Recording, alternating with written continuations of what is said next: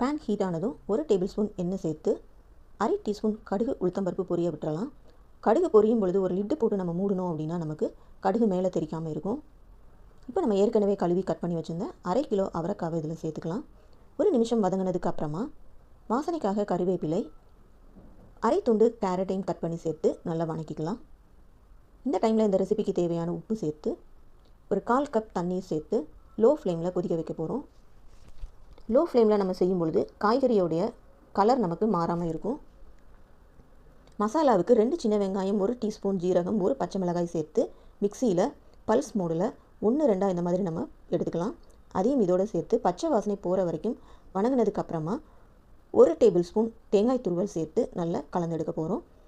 வாசனைக்காக ஃபைனலாக ஒரு அரை டீஸ்பூன் தேங்காய் எண்ணெயும் சேர்த்து கலந்து எடுத்தோம் அப்படின்னா அருமையான அவரைக்காய் பொரியல் நமக்கு ரெடி ஆகிடும்.